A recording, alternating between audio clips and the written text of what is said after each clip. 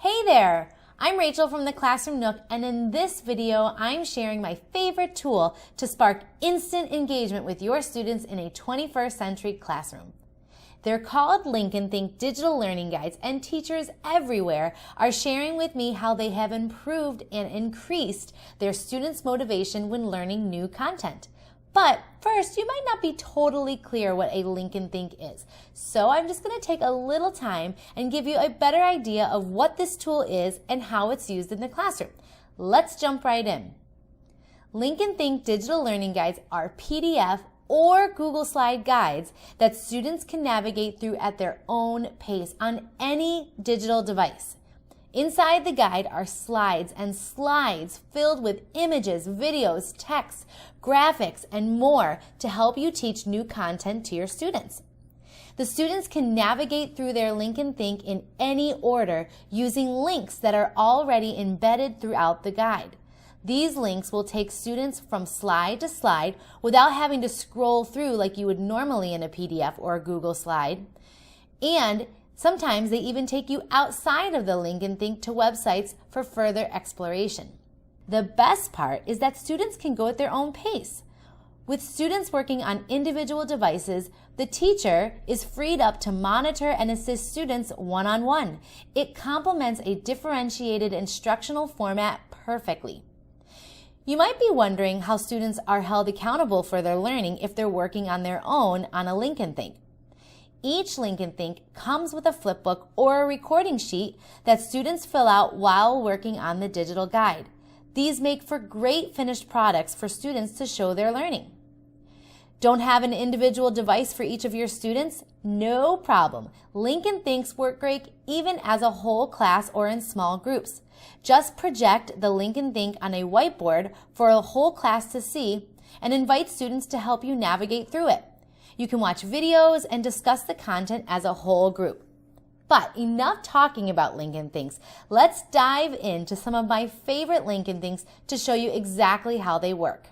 First, I want to share with you a Lincoln Think that you can actually get for free to test out with your students. It's a Lincoln Think on nonfiction text features, and it's available in the free members resource library on the website.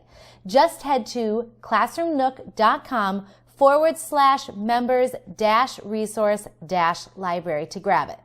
Inside the teacher guide with each Lincoln Think, you'll find all the tips and best practices that you need to know for using Lincoln Thinks with your students. Lincoln Thinks can be viewed as a PDF or as Google Slides if you're using Google Classroom with your students. If you're viewing the Lincoln Think as a PDF, you can access the guide in two ways. The first way is to have your students scan the QR code on a digital device. You can do this with a Chromebook, iPad, or tablet. If you're working on a desktop computer or a laptop, students can type in the short link that's also provided on the card into any internet browser. With both options, students will have to download the guide right to their digital device in order for it to work properly. Look for the download arrow in the corner of the screen to download the Lincoln Think to the digital device itself. If you're using Google Slides format, you'll need to assign the guide to your students inside of Google Classroom.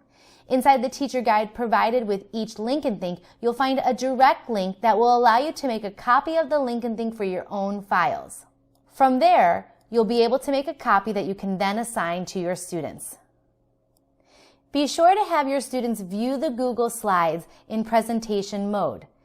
Have them select Present from Beginning to view it properly. In both cases, whether you're viewing as a PDF or Google Slides, it's best to view the Lincoln Think as a whole screen displaying only one slide at a time.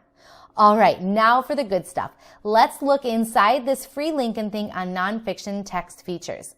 The first introduction slide has a video that will help explain to students what text features are. Students simply follow the directions to click on the image below to watch the video. Here's a sneak peek.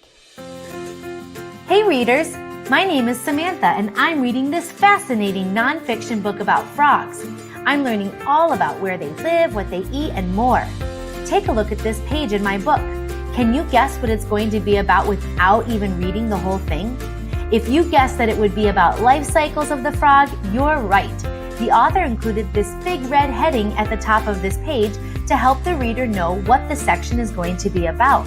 The author also underlined the word life cycle in the text and even included a diagram of a frog's life cycle. These special features draw my attention to important details and help me to better understand what the text is about. In fact, nonfiction texts have lots of special features to help the reader understand the books that they read. These are called nonfiction text features. Text features are special elements found in nonfiction text that the author includes to draw our attention to important details in the text. When students are done, they simply click here to go back to return. Students can then advance through the Link and Think by clicking on the next arrow. In each Link and Think, students will take notice of one or more icons that will help them navigate through the guide without having to scroll through. In this case, students will look for the book icon on each slide to help them return to this same home page. The home page provides students with several categories to choose from to further their understanding of text features. Again, by following the directions on the slide, students will click on a category to learn more. Each category links them to another slide within the Link and Think guide. Students read and observe the images and text on the slide before using the green book to return back to the home page. While exploring the guide, students will complete the corresponding pages in their flipbook to match the slides of the guide. For example, when students are learning about the types of charts, they will complete the corresponding pages in their flipbook on the types of charts. The similar layout in the flipbook will help students to easily identify what information needs to be transferred from the slide onto their flipbook page. Let's take a look at some of my other Link and Thinks to give you even better idea of how other types of content are introduced using Link and Thinks. My Link and Think on the 5 regions of the United States takes students on a virtual road trip across the U.S., stopping at some of the most popular tourist locations. On the main homepage, students choose any region to begin their trip. In the Northeast, students will explore the travel guide to learn about the states in the region, the lay of the land, the climate, as well as popular tourist destinations. Even watch videos related to each region where shown. Look at this one on an airplane that takes flight over the Washington, D.C. area.